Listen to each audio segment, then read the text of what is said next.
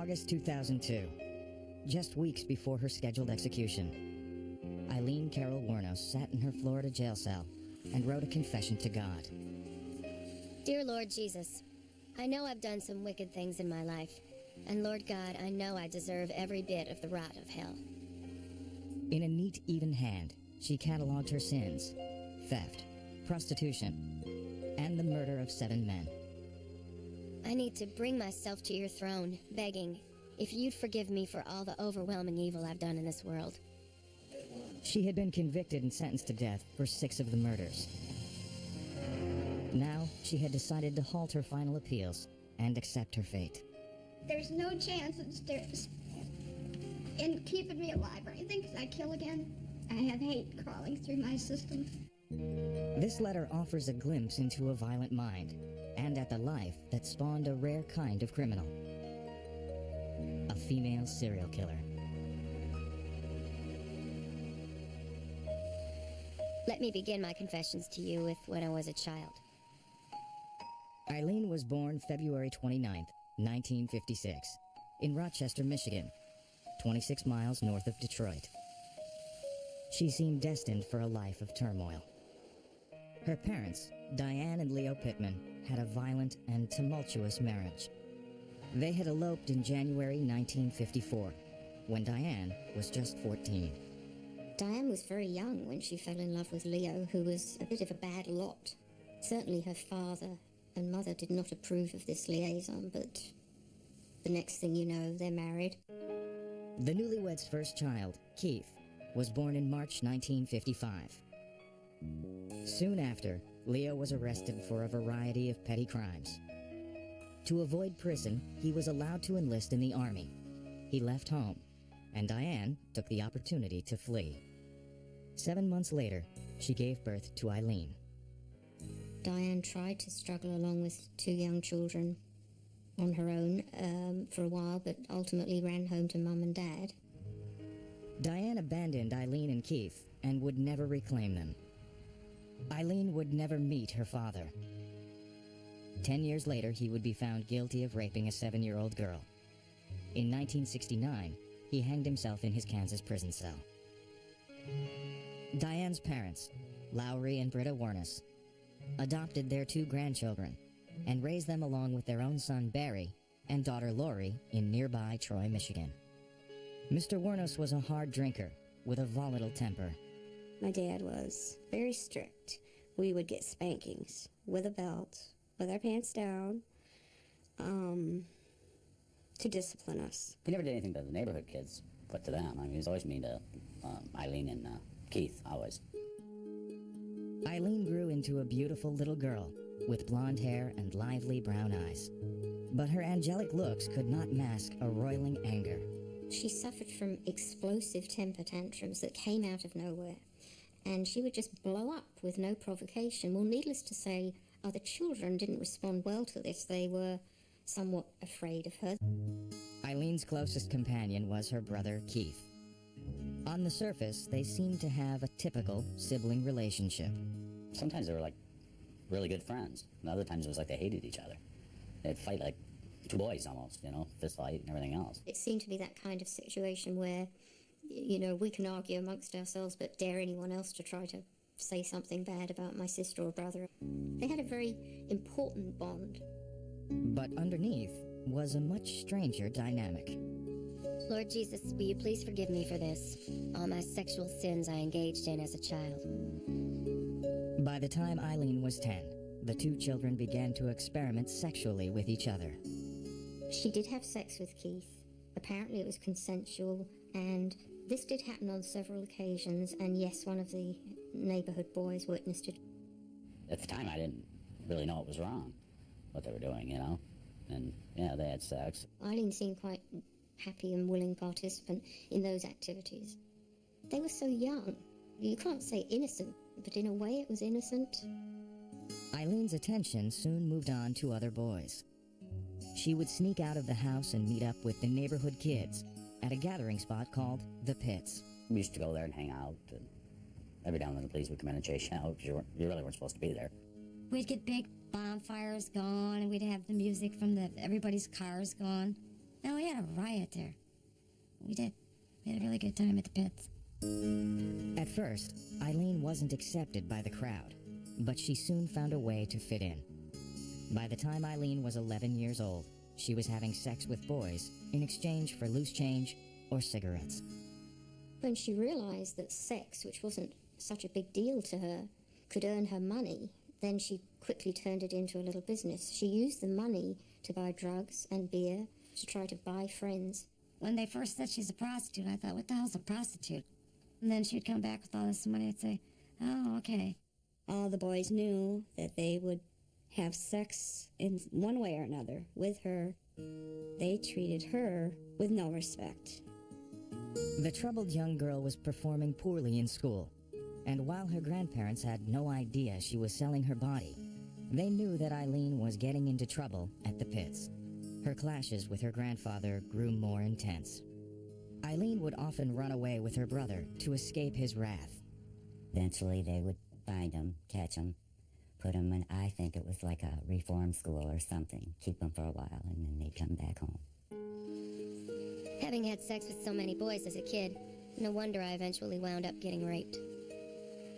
In 1970, at the age of 14, Aileen became pregnant. She would later claim that an older man from the neighborhood had raped her. She was probably 6 months pregnant before the grandparents learned of what had happened. And Lowry immediately wanted her to give up the baby for adoption. There was no if, and, or but about the situation. Aileen's grandparents sent her to a home for unwed mothers to have the child. In March 1971, she gave birth to a baby boy, who was immediately put up for adoption. She could never have raised a child. It was not the adoption that she objected to. It was the child being taken without her seeing it, without her having anybody even to talk with her about it. After they sent her away to have the baby, and she came back home, that's when it was real bad. She ran away immediately, I think, and was caught by authorities, sent to juvenile home for a while. Several months later, after Aileen had returned home, her grandmother, Britta Wuornos, passed away. Her grandfather decided that he'd had enough of the difficult teenager. Shortly after his grandmother's death, her grandfather basically kicked her out of the house. He said, don't you step another foot back in this house, because I can't deal with you kids again. Aileen and Keith left home at the same time. He stayed with friends in the neighborhood, and she struck out on her own, using the only tools she knew to survive. So at 15, she hit the road and earned her living prostituting. When she lived on the road, she truly lived on the road. She didn't have nowhere to go. I think most people in the neighborhood were probably happy that she was gone. It sounds bad now, but she didn't have that many friends anyway. Aileen Wuornos would spend the next 2 decades trying to find a place to call home, even as her life spiraled more and more out of control. In 1971, 15-year-old Aileen Wuornos was kicked out of her grandparents' house in Troy, Michigan. The troubled teenager headed west, hitchhiking on the interstates. Lord, I hit the road at around 16, aimlessly everywhere but going nowhere. She was really just wandering, drifting aimlessly from staying with one person to staying with another, you know, kind of hippie life, if you will. It was really like an extended version of the Lost Weekend. Drugs, booze, hitchhiking, partying. For 5 years, she drifted around the country, eventually finding her way to Colorado. There, she traded on her looks in the dangerous world of prostitution. A lot of these people, when they can get what they want out of you, then they get mean with you. 'Cause that's a rough life, especially being a girl like she was. In her mind, that was the best she could do. That's what she was good at. That's what she could earn a living at. That was all she could earn a living at. She didn't wear the leather skirts and the mini skirts and the stiletto heels. She wore shorts and t-shirts. Aileen's wild ways and explosive temper often got her in trouble with the law. The teenager was arrested for disorderly conduct and wanted for grand larceny. Finally, in early 1976, she settled in Daytona Beach, Florida. I think that the promise of sun and fun is the traditional lure of Florida, and I don't think it was any different for Aileen. She Left Michigan because it was so cold on her feet and the hitchhike and stuff, and she went to Florida so she could sleep on the beach and still do her prostitution. I wound up playing the harlot out there and committing adultery, I'm sure, since I went to bed with so many married men, while I thieved and ripped them off, too. Her first year in the Sunshine State was a turbulent one. The 20-year-old received word that her grandfather had been found dead in his garage in Michigan, an apparent suicide. That spring, Aileen abruptly married a 70-year-old retiree named Louis Fell. Aileen met Louis when he picked her up hitchhiking. I had gotten a letter from her when she married that old man. That was so funny. She married him so she wouldn't have to be on the road is all. He was pretty well off, and perhaps it was her best chance of some kind of normal life, because he was spending money on her, but she was not able to curtail those outbursts and to behave like a normal person. The marriage ended after only 9 weeks. Louis filed for divorce, claiming Aileen had hit him with his cane when he stopped giving her spending money. And then came the most difficult blow. In July 1976, her brother Keith died of throat cancer. She loved Keith a lot. She was, of course, devastated. He was her ally, and for all the fighting that went on between them, he stood by her. He was loyal to her. Aileen drowned her sorrows in alcohol and went right back to her vagabond lifestyle. She worked the exit ramps up and down the Florida highways, taking on customers wherever she could. That's when I didn't really want to hear from her, because I didn't know where she was going to be next, what she was going to do, and could she be dead.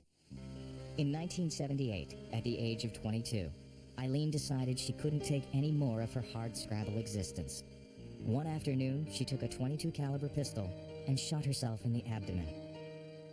At the hospital, she told doctors it was not the first time she had attempted suicide. She recovered from the gunshot wound, but she received minimal psychological counseling. 3 years later, in May 1981, in a drunken stupor, she robbed this Edgewater, Florida mini-mart at gunpoint. She had had an argument, I guess, with this fellow who she had lived with for about a year. And she was trying to get his attention in whatever way, to see how he would react if she did a robbery. So she went into a little mini-mart, clutching her gun and wearing a bikini, if you can believe it, and held the gun in front of the woman cashier, frightened the cashier to death, and asked for the money that was in the till. She left the store, went down US 1. Her car she was in, an old car, overheated, and that's why she stopped. And by then, they had a description out on her, and the police were everywhere, and they picked her up. Aileen pleaded guilty to robbery with a weapon and was sentenced to 3 years in prison. She spent her time reading the Bible, complaining about being shut in with lesbian inmates, and waiting to get back together with her boyfriend. Upon her release in 1983, the 27-year-old returned to a life of alcohol, hitchhiking, and prostitution. It was a life not many wanted to share. She had this feeling that any relationship with a man was not going to last. That something was going to happen, they were going to drop her or dump her or whatever. Desperate for a connection, she turned to women and quickly found acceptance. I became a lesbian around 28, and all of it would get me in a world of trouble. Aileen began cruising the biker bars of South Florida during the spring of 1986. Dubbed Lee by her new circle of acquaintances, she soon found a girlfriend, 24-year-old Tyra Moore.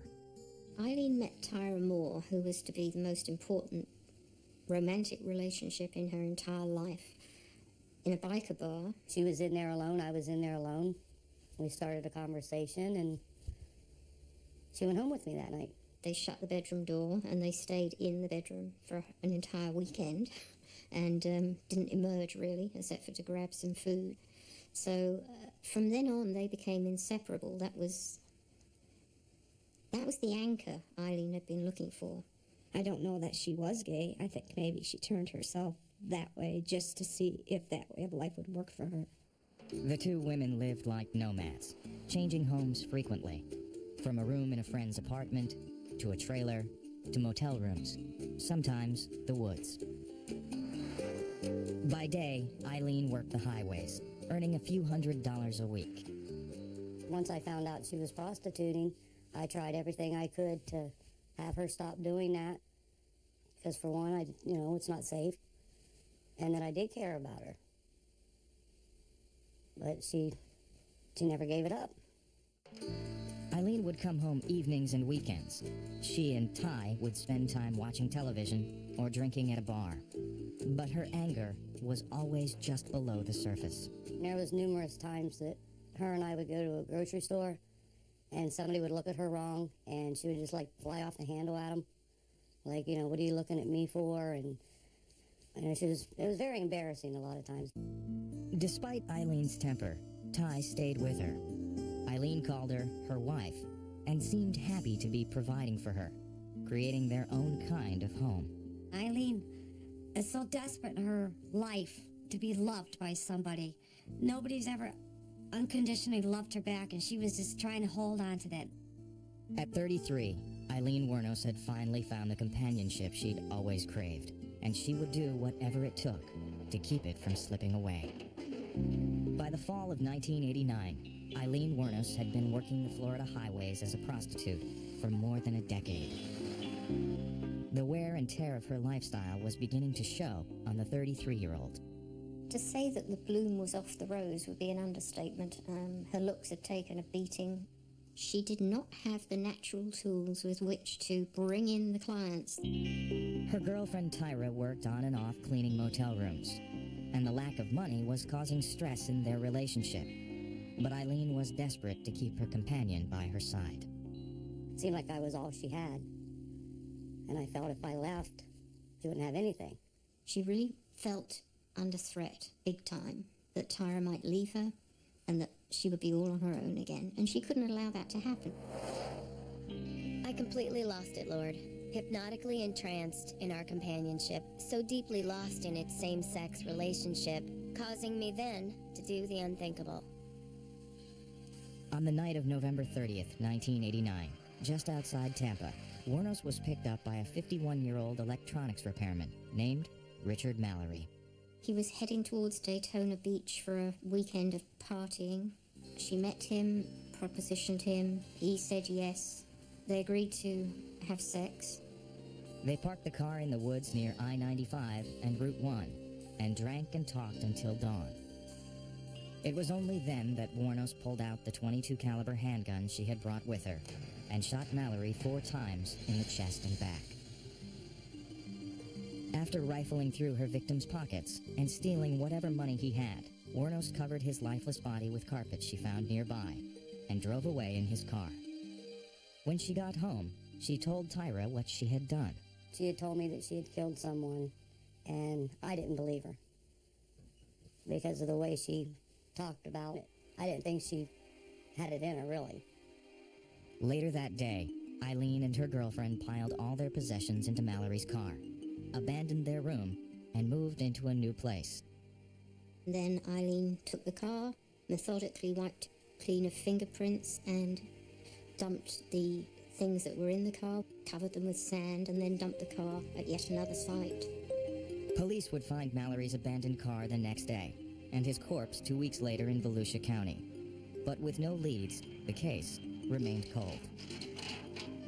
Tyra never went to the police to report her lover's confession and stayed by Wuornos' side. I thought at that time that, okay, she has all the frustration out of her system for whatever reason she hated society, that she'll be okay. But obviously she wasn't.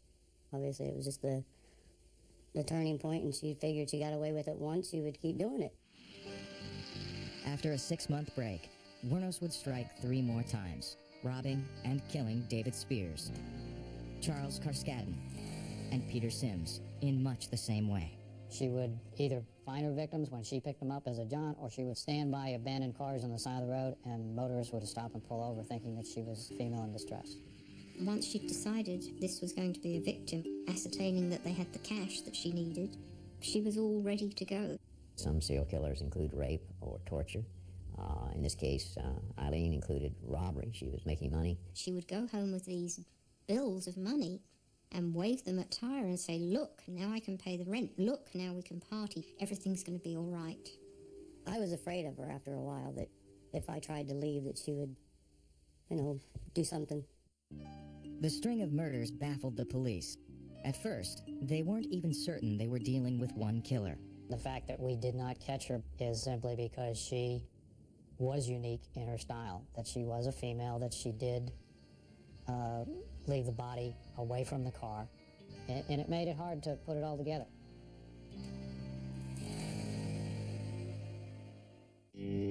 On July 4th, 1990, Wuornos had a close call when she and Tyra were involved in an accident while driving a car she had stolen from her fourth victim.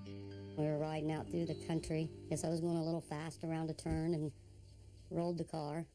The women were unharmed, but when help arrived, Aileen realized the accident could mean trouble. Aileen then wrenched the rear license plate off with her bare hands and threw it into the bushes. When one of the fire rescue people approached the females, the female was belligerent to her and they ran off. I probably had my suspicions about that it could be a vehicle of someone that she murdered. But I never questioned her about it because, like I said, you don't want to make her mad. Police quickly learned that the car was registered to Peter Sims, who had been reported missing 3 weeks earlier. But they were unable to track down the two women, who had already hitchhiked their way back to Daytona. A drawing was done at that time of the two of them. The police were trying to weigh the benefits of getting the drawings out there against the fear that it would tip off the women and they would run. So they were in one local paper and that was it at that time, and nothing happened. Over the next 5 months, Wuornos would kill another 3 men. It was now becoming apparent to Florida authorities that they had a serial killer on their hands. The victims were found in 5 different counties, all shot with a .22 caliber handgun. Desperate for leads, police decided to release the sketches of the 2 women statewide. When the composites are put in the newspaper, we start getting a lot of calls from the Daytona Beach area, from the Port Orange area, indicating that they were seen. At that point, Tyra fled the state, heading north to Pennsylvania to stay with her sister, and leaving Aileen to fend for herself. I knew I had nothing to do with any of this, and I had to leave. It's like I have to get away from her. She's not going to ruin my life. Aileen was on her own, desolate. She didn't know the game was up, but she was out of steam, she was out of money, she was out of energy, she was out of strength, she was heartbroken because Tyra had left her. In late December, detectives discovered pawn shop records of items Wuornos had stolen from her victims. It was the break police had been looking for. She was identified through her thumbprint on the pawn shop ticket. Police now knew they were looking for Aileen Wuornos. They followed her for about 2 days. Then, they made their move. We learned that the bar where she's been hanging out for the last 24 hours, they're going to have a large pig roast and a biker gathering. So, with her history, we're concerned that she's going to end up on the back of a bike and be off and we'll never find her again. On January 9th, 1991, at this Port Orange bar, aptly named The Last Resort, Aileen Wuornos was finally arrested. She would soon find herself caught between wanting to fight her case and needing to protect the woman she loved. Tyra, listen, you just go ahead and do what you gotta do, okay? Between November 1989 and November 1990, Aileen Wuornos killed 7 men along the highways of Central Florida. Aileen was a predator just like any other serial killer. She was out there to take lives for her own personal gain. With Wuornos now in custody, investigators turned their attention to finding her lover, Tyra Moore. They quickly tracked her down near Wilkes-Barre, Pennsylvania. Well, I was very cooperative. Anything I knew, I told them. I knew I didn't have anything to hide, because I knew I was nowhere around her when she did any of this. We really had no evidence that she was knowingly participating in the robberies or the killings. Tyra did confess to knowing about at least one of the murders, yet the prosecution decided not to charge her with any crime. But that leniency would come with a catch. Moore would have to help the investigators ensnare her former lover. They arranged me to write a letter to Lee and give her the phone number of the motel I was staying at so she could call me, and she did. Their first call came on January 14th. Hey, Ty? Yeah. What are you doing? Nothing. What the hell are you doing? Nothing. I'm sitting here in town. Yeah, that's what I heard. I wanted to know where she was going with it. Or is she going to try to pin this on me? Or is she going to confess. Tyra told Aileen that police were harassing her family. There's been officials up at my parents' house asking some questions. Uh-oh. And I'm getting scared. I think what happened, there was pictures in the newspaper. Mm-hmm. And it was a case of mistaken identity. As the calls continued, Tyra became more insistent that the police were after her and her family. Wuornos began to suspect she was being tricked. Look, I gotta ask you something. Is there anybody in that room? No, just me. What? What? Is there anybody in your room? No. But over time, as she sat in jail and listened to her seemingly desperate lover, Aileen became less suspicious and more determined to protect Tyra. I don't know whether I should keep on living or if I should... No, Ty, listen. What? You go ahead and let them know what you need to know. If you want to know or anything, you're innocent. Listen, if I have to confess, I will. On January 16th, 1991, Aileen took matters into her own hands.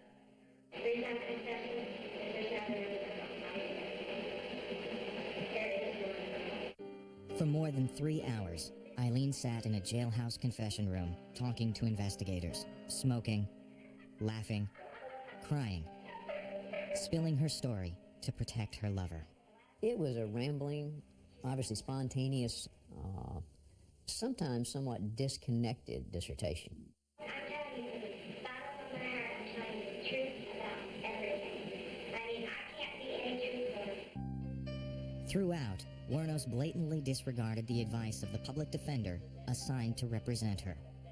I told you, I don't care if you hear or not, I just want to let them understand that Tyra is very innocent. I don't want an innocent person hurt.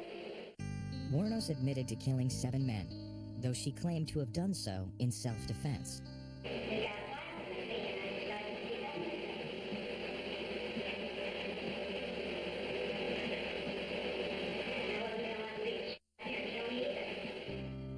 In the end, Aileen Wuornos was charged with 6 counts of first-degree murder. The story of the so-called damsel of death instantly became a national sensation. It was a huge, huge story because women simply don't kill the way Aileen Wuornos did. They kill intimates, they kill loved ones, they do not kill strangers.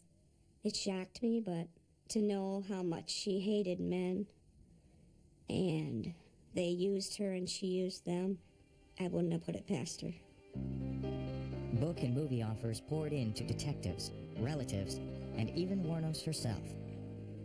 I tried to explain to her what our laws say about benefiting from your own deeds, so to speak, or misdeeds. And I said, Aileen, you can do this. They may even produce a movie or a TV show, whatever. You won't get enough money out of that to buy a pack of cigarettes. In one of the strangest twists in an already strange case, Wuornos caught the attention of a 44-year-old born-again Christian from Ocala, Florida, named Arlene Pralley. My husband and I saw her picture in the paper down here, and we just felt compelled from God to reach out to her. We didn't care about guilt or innocence. Pralley began telling anyone who would listen about Aileen's true good nature. She became fixated on visiting Wuornos in jail. She was unable to visit because of the fact that you had to be a relation to the person in jail. So I said to her, if you adopt Lee, you will be her mother and you'll be getting visits. On November 7th, 1991, Arlene Pralley and her husband legally adopted Aileen Wuornos. Pralley's influence became a thorn in the side of Wuornos' public defender. Aileen would refuse to cooperate with me or refuse to communicate at all unless I had some contact with Arlene. If I wanted a cooperative client, I had to be taking care of Arlene's needs, whatever they were at any given time. On January 15th, 1992, a year after her arrest, 35-year-old Aileen Wuornos went on trial in Volusia County, Florida, for the murder of Richard Mallory.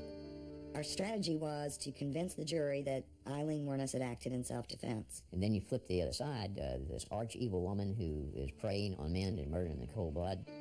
The evidence against Wuornos was overwhelming, but for the defendant herself, the most painful moment came when her former lover, Tyra Moore, took the stand to testify against her. Aileen was desperately trying to catch Tyra's eye, but Tyra very pointedly walked up to the witness stand and did not make eye contact with Aileen. I'm not sure that Lee fully understood that Tyra turned on her until she saw her in the courtroom testifying. I think that's when it hit her. what had happened. She did shed some tears because Tyra basically sat up there and betrayed her. I knew I was doing the right thing. The one thing I am sorry about that is I never did go to the police after the first one, because maybe the other 6 would still be alive. When it came time for the defense to make its case, Aileen proved to be her own worst enemy. Dear all, I'm George County Jail. I'm tired of them trying to kill me there. I explained to her very, very clearly on numerous occasions that because of her personality, her inability to maintain calm over any period of time, that she could very well be destroyed on the stand. Wuornos, who was the only witness to testify on her behalf, claimed that Richard Mallory had raped and tortured her, and that she shot him in self-defense. He was coming toward me with his right arm, I believe, and I shot immediately, and I think I shot twice, as fast as I could. But during her cross-examination, her hair-trigger mood swings gave the jury a glimpse of the violent temper that had plagued her throughout her life. She really was doing her best acting job. She tried to appear to be a sweet, innocent lady from time to time, and other times she would lapse back into a pretty tough woman. Her actions, coupled with her words, just made her unbelievable. On January 27th, after deliberating for less than 2 hours, the jury returned with their verdict. We, the jury, found the defendant, Aileen Carol Wuornos, guilty of the first-degree premeditated murder and first-degree felony murder of Richard Mallory. As the jury exited the courtroom, Wuornos lashed out at them. I was raped. I hope you get raped. Scumbags of America. Her fury was still fresh in the jurors' minds as the penalty phase of the trial began the next day. Defense experts testified that Wuornos suffered from a mental illness known as borderline personality disorder, and therefore, her life should be spared.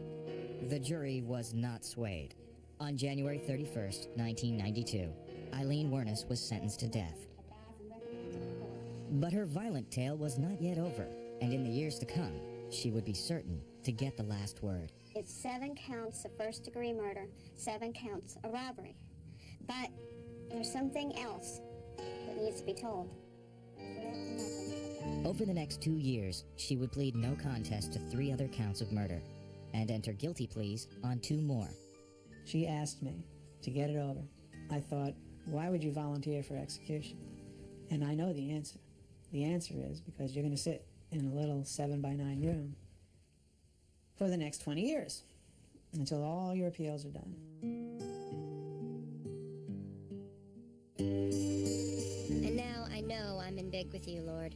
Real big, as I sit here with 7 deaths over my head. In January 1992, Aileen Wuornos was convicted of first-degree murder and sentenced to death. She was 36 years old. Wuornos claimed that she had found God. All I know what her good side was, that she believed in God, believed in the Lord, and she was going to heaven. She lived and breathed with her Bible, because in the Bible were the answers to her questions, how do you get to God? Despite her push to be executed, Wuornos would have to wait on death row while her automatic appeals were exhausted. She tried to fill her time by reading her Bible and drawing scenic pictures with a blue ink pen. Arlene Prowley, the born-again Christian who had adopted Wuornos, dropped out of her life after Wuornos accused her of trying to profit from her case. She started her drawings to her and all that. But Arlene was saving all of them, actually, because she was going to have a museum and sell Eileen's products. Dawn Botkins, who had known Aileen since they were teenagers, remained her closest friend. Aileen wrote her constantly, sometimes 4 letters a day. I never asked her why she killed those guys or anything. I was her life outside. I gave her life. I gave her all the pictures, included her in my life, and gave her snow, and gave her sun, and gave her the ocean. There's a limit to what you can do when you're in lockdown 23 hours a day. And with Aileen, she was exposed to very few people. She was very lonely. She was starved for human contact. In July 2001, Aileen Wuornos, at the age of 45, appeared before Circuit Judge Michael Hutchison to ask the state to stop her mandated appeals and proceed with her death sentence. So you do wish to, in essence, fire CCRC, terminate their representation? Absolutely, and stop the using taxpayers' money and stuff like that. It's just ridiculous. In her bid to be executed, She told the court that the murders were not an act of self-defense, as she had once contended. I want to come clean and tell the world that I killed those men in first degree. Grabbed and killed and keep from any witnesses. But before going to her death, in a jailhouse interview with Orlando's WESH-TV, she tried to place some of the blame on police. In fact, 3 detectives were investigated for seeking out movie deals before her trial. Society needs to know, and they need to investigate. Even if I'm dead and gone, they need to find out about. I think the cops knew who I was and let me become a serial killer. She really believed they had set her up, that they wanted her so bad, that they wanted to be in Hollywood and to be, in her terms, rich and famous, that they were willing to let innocent people die in order to promote themselves. She believed that. On April 1st, 2002, the Florida Supreme Court upheld Aileen Wuornos' request to end her appeals. Her execution was scheduled for October. She wrote that she used the time to try and make things right with God. I come to you as best I can in memory of my life of sins. She listed her many transgressions, but once again, she blamed her descent into murder in part on others, including her ex-lover, Tyra Moore. I'd meet Ty, who'd influenced me into such an experience, as I'd then wind up smoking, drinking, and cussing more than I've ever done before, just heading further in evil. Dawn Botkins visited Wuornos in prison the night before her execution. It was a hard walk-in, but it was even a harder walk-out. And I told the guard, I said, can you open that door a little quicker? I don't want to look back at her. All you could hear her saying, I love you, Dawn. I'll see you on the other side. And I said, I love you, too. I thought, don't look back. On October 9th, 2002, Aileen Wuornos was put to death by lethal injection at the age of 46. Her strange final words, I'll be back like Independence Day with Jesus. June 6th, like the movie. Big mothership and all. I'll be back. That was her way of talking about God. Plus, it baffled the world, didn't it? She got the last word. After the execution, Wuornos was cremated. Dawn brought the ashes back to Michigan.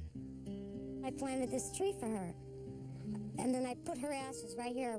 After all that she's been through in Florida and she has done in Florida, she needed to be home here amongst the ones that loved her. And that's where she is. Aileen Wuornos' life was tragic. Some people have come from much worse circumstances and certainly not turned into what she became, so there's no excuse for what happened. I don't think Lee ever figured out why she couldn't make her life work. She knew it didn't work, but she never could figure out why. It makes me sad, and it makes me cry, and it makes me hurt. But then you think of the victims, and you think of those. They were uncles, and they were fathers, and they were people, too. Lord God, I pray you'll forgive me and bring me home eternal evermore. Amen. Even after her execution, Aileen Wuornos continued to make headlines thanks to 2 movies about her troubled life. Last year's feature film Monster grossed over $30 million at the box office and earned Charlize Theron an Oscar for Best Actress. The other was Aileen, The Life and Death of a Serial Killer, a documentary directed by the last person to interview Wuornos before she was executed.